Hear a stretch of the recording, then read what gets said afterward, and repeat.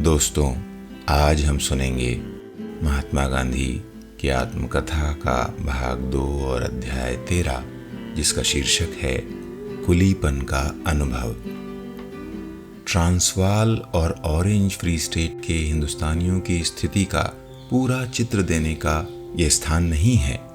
उसकी जानकारी चाहने वालों को दक्षिण अफ्रीका के सत्याग्रह का इतिहास पढ़ना चाहिए, पर यहाँ उसकी रूपरेखा देना आवश्यक है।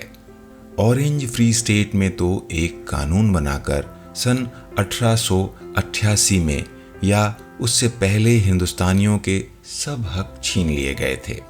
वहाँ हिंदुस्तानियों के लिए सिर्फ होटल के वेटर के रूप में काम करने या ऐसी ही कोई दूसरी मजदूरी करने की गुंजाइश रह गई थी। जो व्यापारी हिंदुस्तानी थे उन्हें नाम मात्र का मुआवजा देकर निकाल दिया गया था। हिंदुस्तानी व्यापारियों ने अर्जियां वगैरह भेजी, पर वहां उनकी तूती जैसी मध्यम आवाज कौन सुनता। ट्रांसवाल में सन 1885 में एक कड़ा कानून बना। 1886 में उसमें कुछ सुधार किए गए, जिसके फलस्वरूप ये तय हुआ कि हर एक हिंदुस्तानी को प्रवेश फीस के रूप में 3 पाउंड जमा कराने चाहिए। उसके लिए अलग छोड़ी गई जमीन में ही वे जमीन के मालिक हो सकते थे, पर वहां भी उन्हें व्यवहार में जमीन का स्वामित्व नहीं मिल सकता था। उन्हें मताधिकार भी नहीं दिया गया था। ये तो खास एशिया वासियों के लिए बने कानून थे। इसके अलावा जो कानून काले रंग के लोगों पर लागू होते थे, वे भी एशिया वासियों पर लागू होते थे। उनके अनुसार हिंदुस्तानी लोग पटरी यानी फुटपाथ पर अधिकार पूर्वक चल नहीं सकते थे और रात को 9 बजे के बाद परवाने यानी इजाजत के बिना बाहर नहीं निकल सकते थे। इस अंतिम कानून का अमल हिंदुस्तानियों पर न्यूनाधिक प्रमाण में होता था। जिनकी गिनती अरबों में होती थी, वे बगैर मेहरबानी के इस नियम से मुक्त समझे जाते थे। मतलब ये कि इस तरह की राहत देना पुलिस की मर्जी पर निर्भर रहता था। इन दोनों नियमों का प्रभाव स्वयं मुझ पर क्या पड़ेगा, इसकी जांच मुझे करानी पड़ी थी। मैं अक्सर मिस्टर कोट्स के साथ रात को घूमने जाया करता था। कभी घर पहुंचने में 10 भी बज जाते थे। अतएव पुलिस मुझे पकड़े तो ये डर जितना स्वयं मुझे था, उससे अधिक मिस्टर कोट्स को था। अपने हबशियों को तो वे परवाना दे देते थे, लेकिन मुझे परवाना कैसे दे सकते थे? मालिक अपने नौकर को ही परवाना देने का अधिकारी था। मैं लेना चाहूं और मिस्टर कोट्स देने को तैयार हो जाएं, तो भी वो नहीं दिया जा सकता था, क्योंकि वैसा करना विश्वासघात माना जाता। इसलिए मिस्टर कोट्स या उनका कोई मित्र मुझे वहां के सरकारी वकील डॉक्टर क्राउजे के पास लेकर गया। हम दोनों एक ही इन के बैरिस्टर निकले। उन्हें यह बात असह्य जान पड़ी कि रात 9 बजे के बाद बाहर निकलने के लिए मुझे परवाना लेना चाहिए। उन्होंने मेरे प्रति सहानुभूति प्रकट की। मुझे परवाना देने के बदले उन्होंने अपनी तरफ से एक पत्र दिया।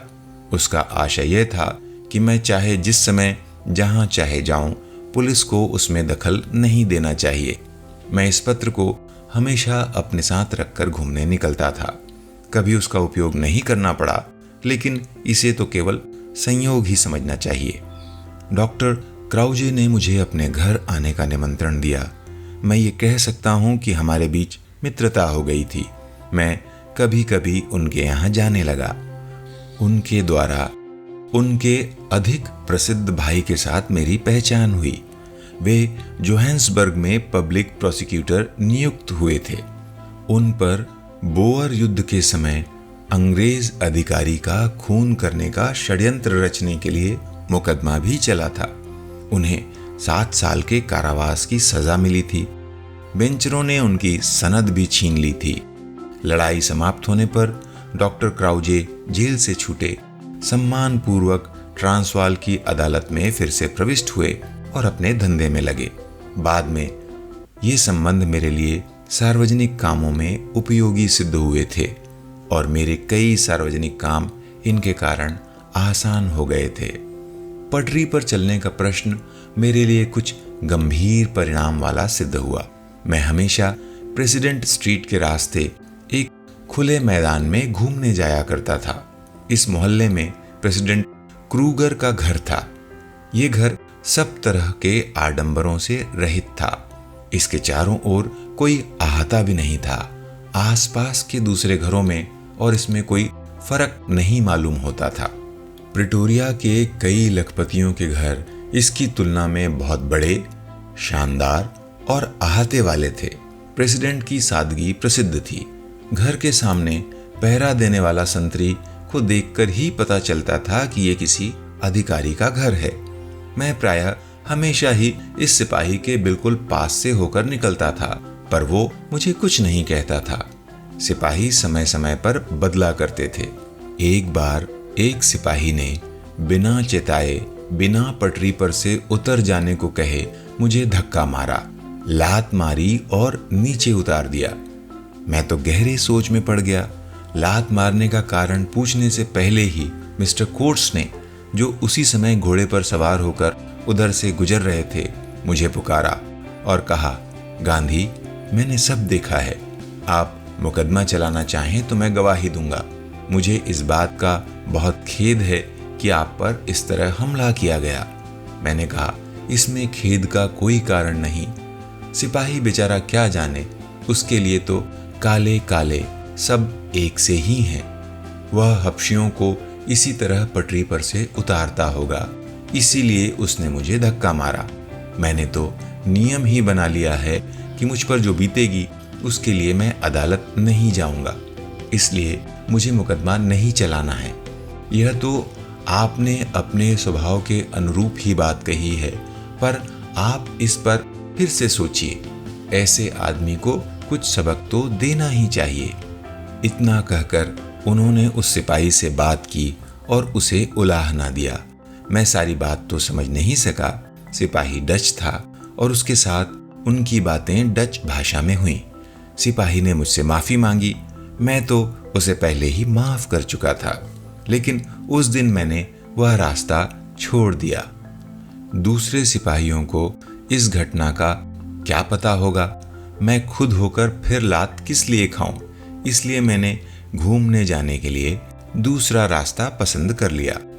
इस घटना ने प्रवासी भारतीयों के प्रति मेरी भावना को अधिक तीव्र बना दिया। इन कायदों के बारे में ब्रिटिश एजेंट से चर्चा करके प्रसंग आने पर इसके लिए एक टेस्ट केस चलाने की बात मैंने हिंदुस्तानियों से की। इस तरह मैंने हिंदुस्तानियों की दुर्दशा का ज्ञान पढ़कर, सुनकर और अनुभव करके प्राप्त किया। मैंने देखा कि स्वाभिमान की रक्षा चाहने वाले हिंदुस्तानियों के लिए दक्षिण अफ्रीका उपयुक्त देश नहीं है। ये स्थिति किस तरह बदली जा सकती है, इसके विचार से मेरा मन अधिकाधिक व्यस्त रहने लगा। किंतु अभी मेरा मुख्य धर्म तो दादा अब्दुल्ला के मुकदमे को संभालने का था। दोस्तों, अभी हम सुन रहे थे महात्मा गांधी की आत्मकथा सत्य के प्रयोग।